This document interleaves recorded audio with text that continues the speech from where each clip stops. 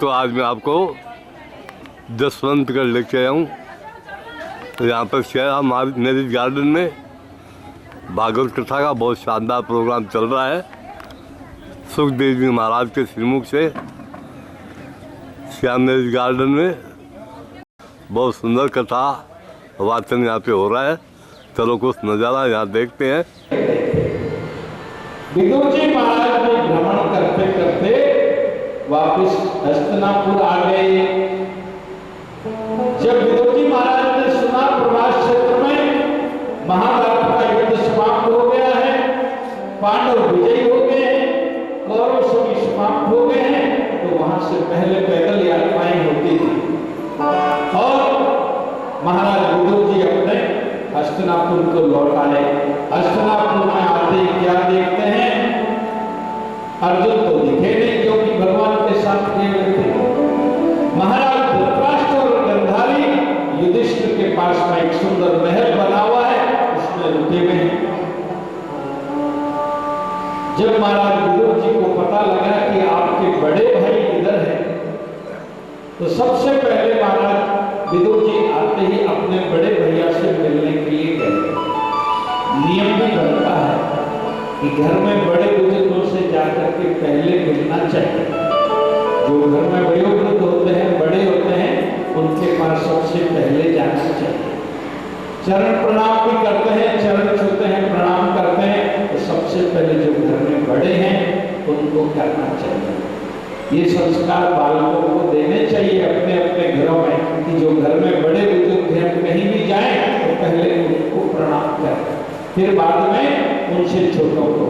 लेकिन आज कल के बालक जाते हैं, प्रणाम करना भी नहीं आता है, और आता है तो पहले अपने मम्मी पापा को जाकर के प्रणाम तो करते नहीं और गले मिलते। मिलना चाहिए, हम उसका विरोध नहीं करते, लेकिन बड़ों को प्रणाम पहले करना चाहिए। लेकिन अक्सर एयरपोर्ट पर भी देखते हैं, महीनों वर्षों बाद आते हैं, वहां भी गले मिलते हैं, घर में आते हैं तो भी गले मिलते हैं। मिलिए गले, लेकिन पहले प्रणाम होना चाहिए। रामचरितमानस में कल निवेदन किया था, रामचरित जीवन जीना सिखाती है। भरत जी महाराज ने 14 वर्ष बाद में राम जी को देखा तो लौट पड़े चरणों पर, और चरणों को पकड़ लिया, छोड़ा नहीं भैया, अब ये चरण नहीं छोड़ेगा।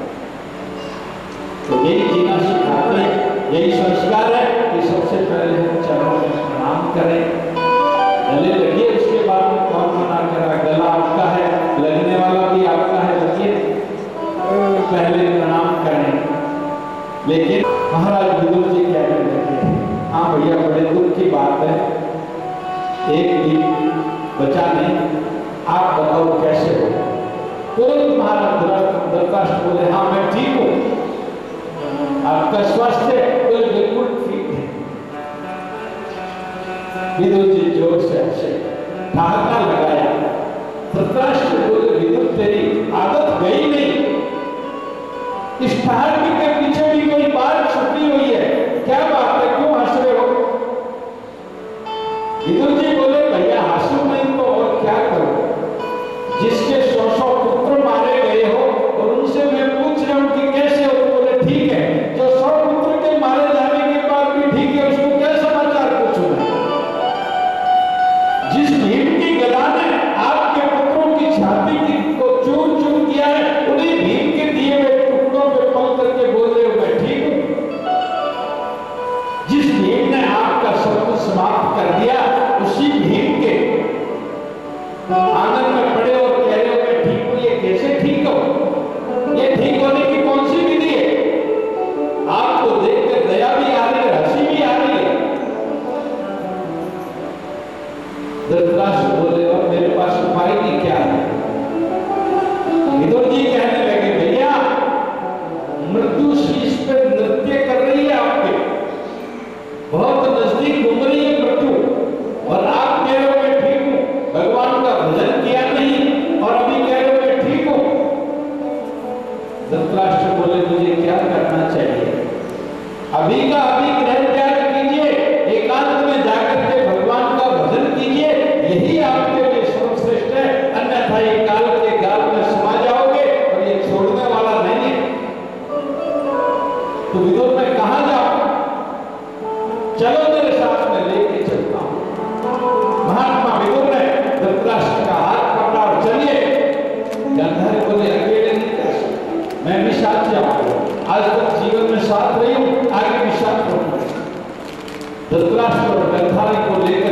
हिमालय की कंदराओं में जाकर एक कुटिया बना करके और कहा यहाँ बैठिए, भगवान का भजन कीजिए, मृत्यु बहुत नजदीक है आपके। महाराज धृतराष्ट्र और गंधारी भगवान का भजन करने लगे विदुर जी के बताए मार्ग पर।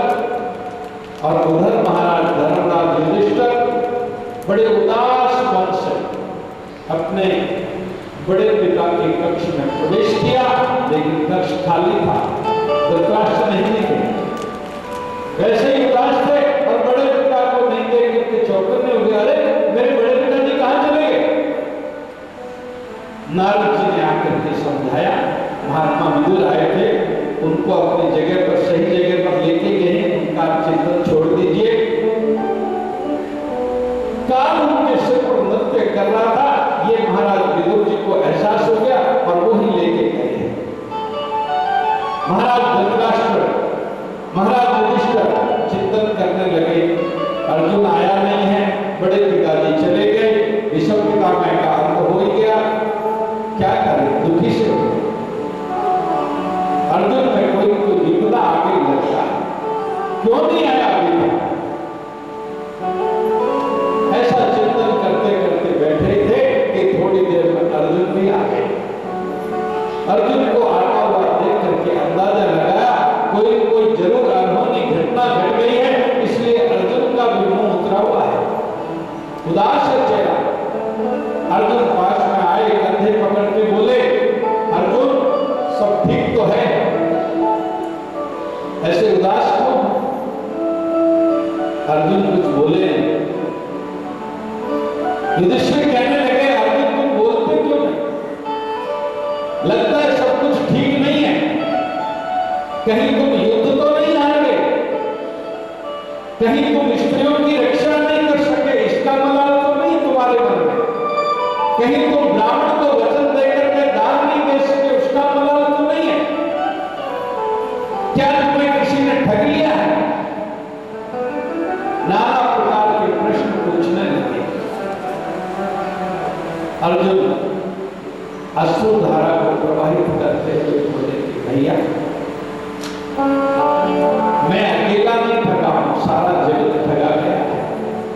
भगवान यदुपति नाथ इस संसार से विदा हो गए, अब इस धराधाम में नहीं रहे हैं, इसलिए हम सब कुछ हार चुके हैं। महाराज युधिष्ठिर ने कहा कि भगवान इस धरती पर नहीं, हमारा क्या काम है? महाराज परीक्षित को राजगद्दी पर बिठाया, स्वर्ग के लिए प्रस्थान किया। भीम ने कहा भैया जीवन भर साथ में, अब अकेले जा रहे हो, मैं भी साथ चलूंगा। अर्जुन बोले ठहरो, मैं किसके पास रहूंगा, मैं भी चलूंगा। नकुल सहदेव बोले जिंदगी आपको पीछे पीछे चलते गए, अब यहाँ क्या करेंगे? पांचों विदा हो गए। द्रौपदी बोली कि आप पांचों के कारण तो मैं यहाँ हूं, कि तो मेरा क्या काम है, मैं भी चलूं। क्षमो लोग शरीर स्वर्ग के लिए प्रस्थान करते और साथ में कुत्ते का रूप बना करके धर्म भी गया। सबसे पहले हिमालय पर चलते हुए द्रौपदी का शरीर गला, उसके बाद नकुल सहदेव, फिर अर्जुन और फिर भीम। स्वर्ग तक पहुंचने से पहले बर्फ में सभी के शरीर गल करके खत्म हो गए। केवल महाराज धर्मराज युधिष्ठिर धर्म को साथ लेकर के शरीर स्वर्ग में प्रवेश किया। इस प्रकार पांडवों ने स्वर्गारोहण किया। पांडवों के पौत्र महाराज परीक्षित राजगद्दी पर बैठे। राजगद्दी पर बैठते ही महाराज परीक्षित ने दिग्विजय के लिए आदेश दिया कि सभी राजाओं को अधीनता स्वीकार करवा करके और हम एक राज्य करना चाहते हैं। महाराज परीक्षित आगे बढ़े दिग्विजय के लिए। एक दृश्य देखा, एक काले रंग का पुरुष गाय और बैल को लातों से और कोड़ों से पीट रहा है। महाराज परीक्षित ने कहा खबरदार, माने रवि को गाय को क्यों पीट रहा है? उसने पीछे मुड़कर देखा कि महाराज परीक्षित है, हाथ जोड़ करके मुंह में तृण दबा करके आया, चरण पकड़ लिए। महाराज क्षमा कीजिए, मैं कलयुग हूं,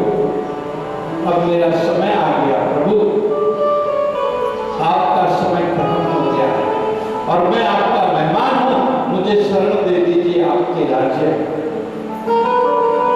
महाराज परीक्षित ने 4 जगह पर उनको रहने के लिए जगह दे दी। युद्ध क्रीड़ा, जुआ, मदिरालय, स्त्री संग और हिंसा जहां मारकाट होती है, 4 जगह पर कलयुग को निवास दिया। कलयुग हाथ जोड़कर गिड़गिड़ाने लगा, महाराज परिवार बहुत बड़ा है और पार नहीं पड़ेगी, थोड़ी जगह और दे दो। राजा ने सोच विचार करके कहा, कहां रहने के लिए तुम बताओ, तुम बता दो। कलयुग ने कहा, सोने में निवास करवा दो, स्वर्ण में निवास करो। राजा परीक्षित ने कहा, ठीक है, तथास्तु। सोने में निवास दिया और जैसे ही राजा ने हाँ बोला, कलयुग ने सोने में प्रवेश किया। सबसे पहले महाराज परीक्षित के माथे पर जो मुकुट था वो जरासंध का मुकुट था, सोने में प्रवेश कर गया। अन्याय से भरा हुआ मुकुट और उसमें भी सोना और उसमें कलयुग का प्रवेश। जैसे ही मुकुट रखा, मुकुट शीश पे था, प्रवेश किया, बुद्धि विपरीत हो गई, विवेक हो गया। हाथ में तलवार सोने की, जो बाजूबंद बंधे थे वो भी सोने के, ढाल वो भी सोने की। कलयुग पूर्ण रूप से महाराज परीक्षित पर हावी हो गया। अब महाराज परीक्षित ने देखा, बुद्धि फिर गई, चले वहां से अकेले घोड़ा लेकर के आगे खूब दूर निकल गए। प्यास लगी, एक आश्रम में प्रवेश किया। कोई है मुझे पानी पिलाइए, प्यास लगी है। कोई आवाज नहीं आई। फिर अंदर गए, अरे कोई है आश्रम में, मुझे पानी पिलाओ। जब बुद्धि विपरीत होती है, विवेक समाप्त होता है तो बुद्धि विपरीत होती है, और बुद्धि विपरीत होने से व्यक्ति विपरीत कार्य करता है। विपरीत कार्य कौन सा? जो नहीं करना चाहिए वो कर्म करता है। और महाराज परीक्षित ने भी वही किया। वाणी में कर्कशता आ गई, कोई है आश्रम में, मुझे पानी पिलाओ। कोई नहीं आवाज आई। अंदर प्रवेश किया तो देखा एक साधु महाराज ध्यान लगाए हुए बैठे। राजा फिर चिल्लाए, मुझे पानी पिलाइए, प्यास लगी है। कोई आवाज नहीं आई। एक मरा हुआ सांप धनुष की नोक में उठाया और महाराज के गले में डाल दिया और चले गए। वापस घोड़ा लेके महल की तरफ गए। थोड़ी देर बाद उन महात्मा श्रृंगी ऋषि के महात्मा समय ऋषि के पुत्र श्रृंगी ऋषि आए और आकर के देखा कि पिताजी के गले में मरा हुआ सांप पड़ा। जोर से चिल्ला करके रोने लगे, कौन है जो मेरे पिताजी के गले में सांप डाल के गया मरा हुआ? मैं उसको छोड़ूंगा नहीं। हाथ में जल लिया, मंत्रोच्चार किया और श्राप दे दिया कि आज से 7वें दिन ये सर्प तक्षक बन करके उसको डसेगा जिसने मेरे पिता के गले में सांप डाला। श्राप दे दिया। श्राप को सुनते ही महाराज समय की आंख खुली। क्या हुआ? तो चिल्ला रहे हो? देखिए ना पिताजी, आपके गले में कोई मृत सांप डाल गया, मैंने उसको श्राप दे दिया। आज से 7वें दिन वही सर्प उसको तक्षक बन करके डसेगा। महाराज समय ने पुनः ध्यान लगाकर देखा, अरे ये तो महाराज परीक्षित थे, वो ऐसा कर नहीं सकते। जरूर कोई बात है, भूल हुई है उनसे, और भूल व्यक्ति का होने का बड़ा चांस रहता है, आदमी से होती है, लेकिन तुम्हें श्राप नहीं देना, बोले दे दिया। महाराज समीक ने अपने 2 शिष्य भेजे राजा परीक्षित के पीछे कि जाओ राजा परीक्षित को संदेश देकर के आओ कि उनको 7वें दिन तक्षक सांप डसकर उनकी मृत्यु हो जाएगी। उधर वहां गए और उधर महाराज महल में पहुंचे, मुकुट उतारा, तलवार रखी, बाजूबंद रखे, सारा सोने के गहने उतारे और जैसे सोना दूर किया, महाराज परीक्षित को ध्यान आया, अरे मैं आज बड़ा विपरीत कर्म करके आया। एक ऋषि के गले में मृत सांप डाला, मेरी बुद्धि कैसे भ्रमित हो गई? मैंने गलत काम किया है, इसका दंड मुझे मिलेगा। हे भगवान, ऐसा मैंने कैसे कर दिया? ऐसा चिंतन कर ही रहे थे कि इतने में समीक ऋषि के शिष्य आ गए। महाराज की जय हो। समीक ऋषि ने भेजा है, उनके पुत्र श्रृंगी ने आपको श्राप दे दिया है, 7वें दिन सर्वदल से आपकी मृत्यु होगी। महाराज जीवन को बचाना है तो बचा, नहीं तो जाना पड़ेगा। दोनों ऋषि बालक चले गए और उधर महाराज परीक्षित अपने मंत्रियों को बुलाए और सबसे कहा कि मुझे श्राप मिल गया है, 7 दिन में मेरा जीवन जाने वाला है, अब इसको कैसे बचाया जाए। सज्जनों, माताओं, बहनों, हमारा भी जीवन 7 दिन में ही जाएगा, 8वां दिन नहीं है। सोमवार, मंगलवार, बुधवार, गुरुवार, शुक्रवार, शनिवार और रविवार, इन 7 ही दिन में हमें जाना पड़ेगा। 8वां दिन हमारे पास भी नहीं बचेगा। लेकिन जाने से पहले क्या करना है, बस इसी बात का चिंतन करना है। जाना तो सबको है। महाराज परीक्षित चिंतित हो गए, महल छोड़ करके बाहर आ गए, गंगा के किनारे गए और जाकर के गंगा के किनारे सभी ऋषि मुनियों से पूछा कि मुझे जीवन बचाने का कोई उपाय बताओ। सब ऋषि मुनि इकट्ठे होकर के बैठ गए और विचार करने लगे कि क्या बताया जाए, कौन सा उपाय बताए जिससे महाराज की सर्वदल से मृत्यु नहीं। उसी समय सुंदर सा स्वरूप धारण किए हुए, लंबी लंबी जटाएं, लंबी लंबी भुजाएं, शंख के समान गला, श्याम वर्ण धारण किए हुए सुखदेव जी महाराज का आगमन। बोलिए सुखदेव भगवान की जय। इनके जन्म की और ज्ञान लेने तक की कथा मैंने आपको पहले सुना दी। सुखदेव जी महाराज आए, उनका पूजन किया गया, ऊंचे आसन पर विराजमान किया गया। महाराज परीक्षित ने हाथ जोड़ करके कहा, प्रभु ऐसी ऐसी घटना हो गई, मेरे से दूर हो गई, मैंने ऋषि के गले में मृत श्राप डाल दिया और उनके पुत्र ने मुझे मृत्यु का श्राप दे दिया कि 7वें दिन मेरी मृत्यु होनी है। अब मैं मृत्यु से बचूं कैसे? मेरे को मृत्यु का भय लग रहा है। सुखदेव जी महाराज ने कहा, मृत्यु से भय से बचने के लिए श्रीमद् भागवत जी को सुनिए। भागवत जी का नाम लेते ही आकाश से देवता उतरे, अमृत का कलश लेकर के हाथ जोड़ के प्रणाम किया। महाराज प्रणाम। आप अभी कह रहे थे मृत्यु का भय सता रहा है किसी को, ये तो हम अमृत लेके आ गए और आपने उसके बाद भागवत जी का नाम लिया, तो ये अमृत उसको पिला दीजिए जिसको मृत्यु का डर लगे, वो अमर हो जाएगा, और भागवत हमें सुना दीजिए। सुखदेव जी महाराज कहने लगे, देवताओं तुम सदा के स्वार्थी हो, अपना स्वार्थ सिद्ध करने के लिए आए हो। श्रीमद् भागवत की कथा मनुष्य शरीर ही सुन सकता है। ये देखो मनुष्य बैठे हैं, जसवंतगढ़ में जितने थे मनुष्य आ गए और सब सुन रहे हैं कथा को। इन्होंने जितने लोगों को बोला था उन्होंने सब आ गए। भागवत की कथा केवल मनुष्य ही सुन सकता है, देवता नहीं। ले जाओ अपने समृद्ध को। और ये महाराज परीक्षित भागवत की कथा सुन करके अपने जीवन को तारने का प्रयास करेंगे। इस प्रकार महाराज परीक्षित को भागवत की कथा लेकर के बैठे। सुखदेव जी महाराज ऋषि मुनियों का समाज जुड़ गया और महाराज परीक्षित के जीवन को बचाने की जरूरत में लगे। अब महाराज परीक्षित सामने बैठे हैं, ऋषि मुनियों के साथ ऊंचे सिंहासन पर सुखदेव जी महाराज बुलाया।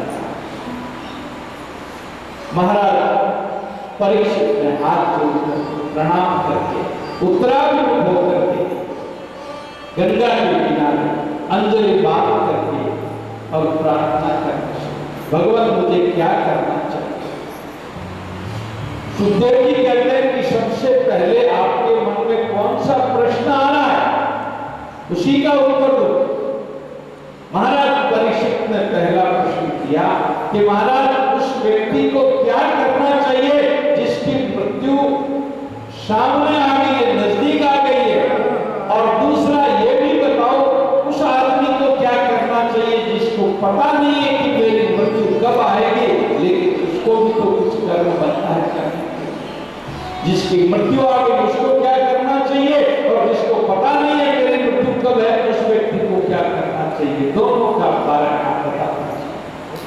सुखदेव जी महाराज कहते हैं कि राजा परीक्षित, जिसको ये पता लग गया कि मेरी मृत्यु 7 दिन के अंदर ही है, 7 दिन में मेरी मृत्यु होने वाली है, उस व्यक्ति को सब ओर से मन को हटा करके परमात्मा के चिंतन करते हुए संसार से विमुख हो जाना चाहिए। यह उस व्यक्ति के लिए है जिसकी मृत्यु नजदीक आ गई है, और उस व्यक्ति के लिए जिसकी मृत्यु का पता नहीं है लेकिन मरना आवश्यक भावी है। अब हम में से इतने लोग बैठे हैं, उनमें से परीक्षित तो अभी कोई नहीं है, क्योंकि किसी को पता नहीं है कि हमारी मृत्यु कब है। हम दूसरी श्रेणी के लोग हैं जिनको ये पता है कि मृत्यु तो अवश्य होगी, लेकिन पता नहीं कब, 1 दिन बाद में कि 1 महीने बाद में कि 1 वर्ष बाद में कि 20 वर्ष बाद में, हम कुछ नहीं जानते, लेकिन मृत्यु अवश्य पावी है। ये संसार सागर है, इस संसार को सागर में, और जीव उसके किनारे पर खड़ा हुआ है, इंतजार कर रहा है, दृष्टि गोचर कर रहा है किनारे को। कौन से किनारे को? उस मृत्यु रूपी किनारे को। जैसे समुद्र के किनारे एक जगह खड़े होते हैं तो हमें यह पता होता है कि हम समुद्र के किनारे खड़े हैं, लेकिन दूसरा किनारा दिखाई नहीं देता, वैसे ही जैसे मृत्यु हमें दिखाई नहीं देती।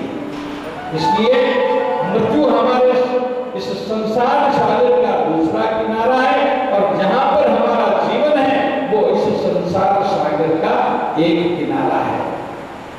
हम इंतजार कर रहे हैं, पता नहीं हमारे को उस जीवन में हमारे को मृत्यु कब आ जाएगा।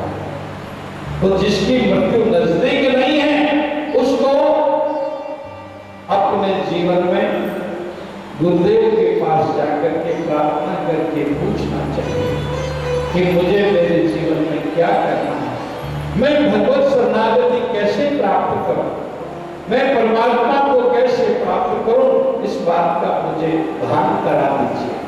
गुरुदेव आपको अपना मार्ग बताएंगे, उस पे चल करके जीवन की नैया को पार करके, अन्यथा ये जीवन जो है ना उजड़ जाएगा, पता नहीं चलेगा कि हमारा जीवन कब तक का है।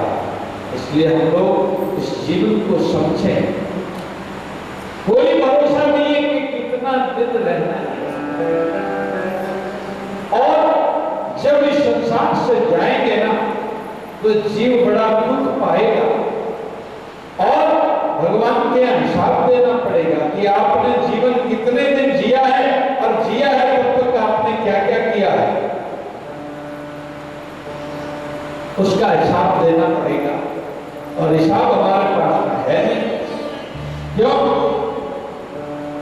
खाना पीना सो जाना सब काम है पशु समाना, क्यों देह मनुष्य की धारी, प्रभु भजन करो हित कर। महापुरुष कहते हैं संसार से जाने का भरोसा नहीं है, पता नहीं कब जाना होता है, और जाने से पहले जीवन का जतन करें। क्या करें? जिंदगी सुधार मंदे, यही तेरा काम है, जिंदगी सुधार मंदे, यही तेरा काम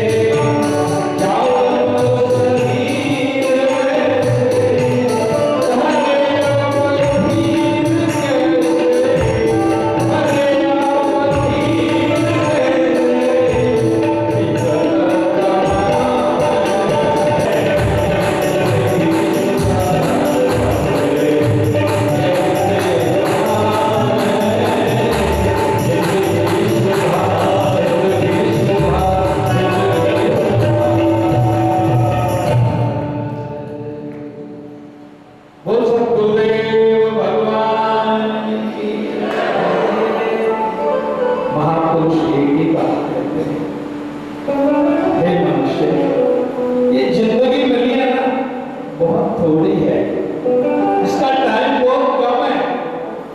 हम अपने मनसूबों में बांध रखे हैं 20, 30, 50, 100 वर्ष से तो कम कोई जीना ही नहीं चाहता है।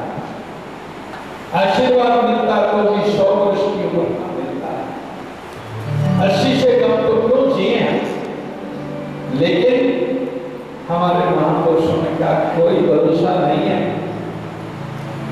मनुष्य का शरीर मिल गया, भगवत प्राप्ति के लिए मिला है, बाकी काम तो हमने ही शुरू कर दिए।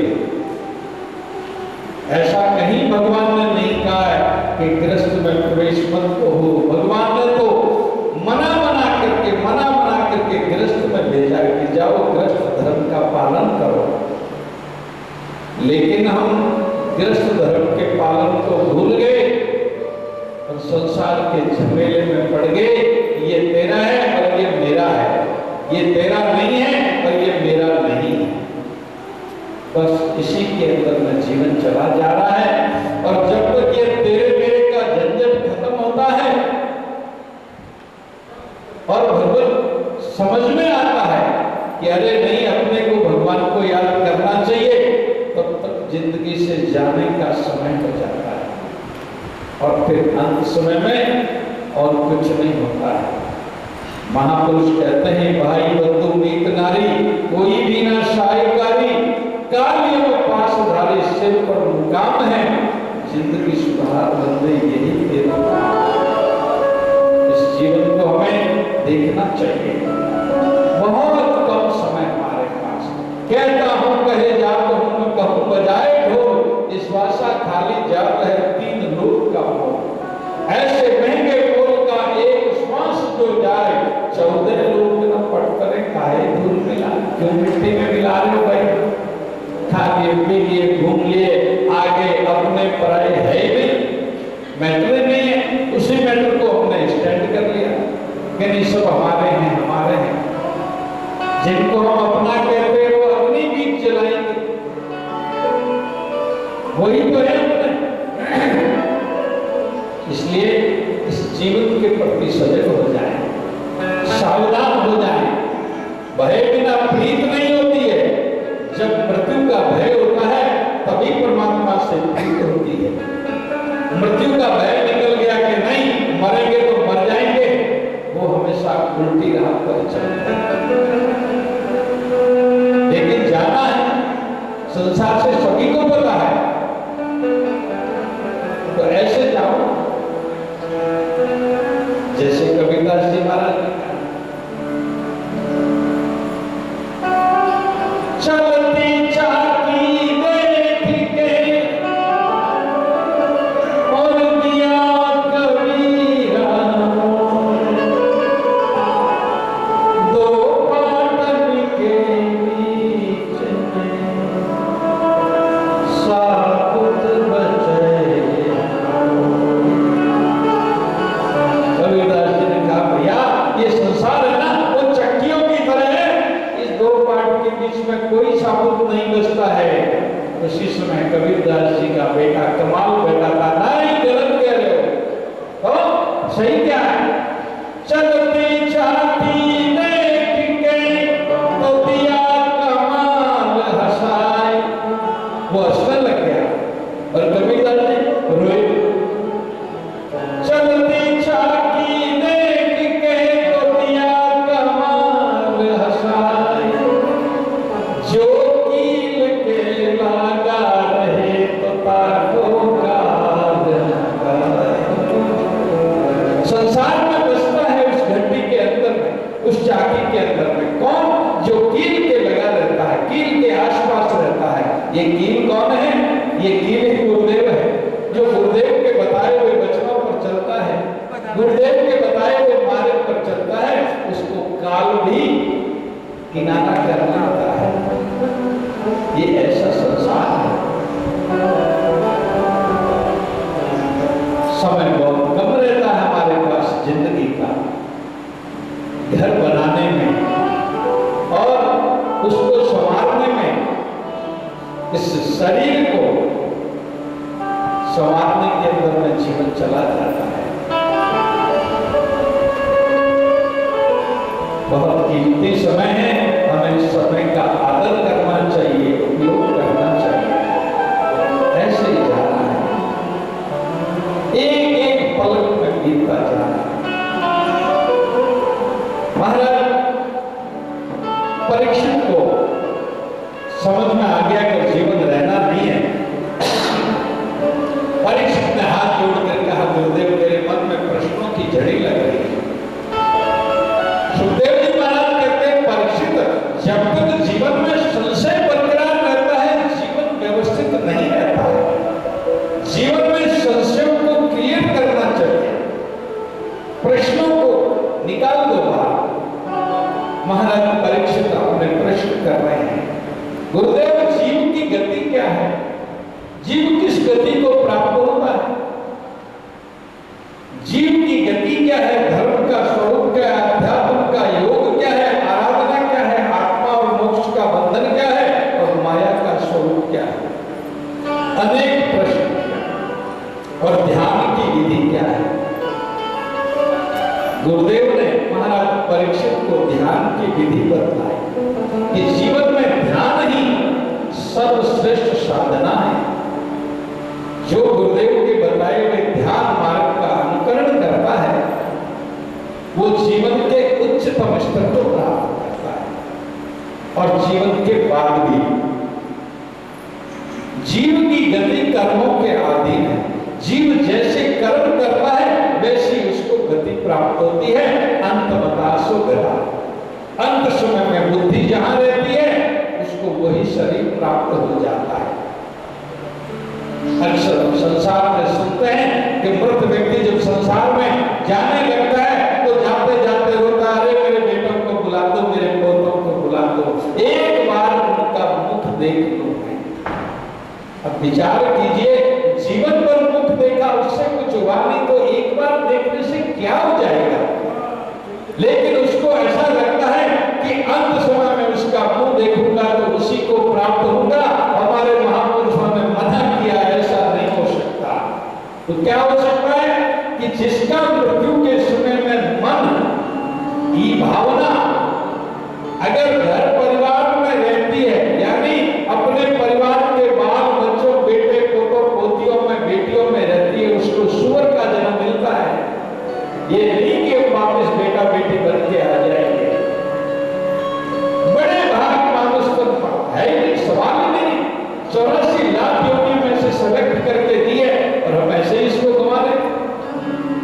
जो बेटे पोते पोतियों का चिंतन करते हुए शरीर का त्याग करता है, सुअर की योनि प्राप्त होती है।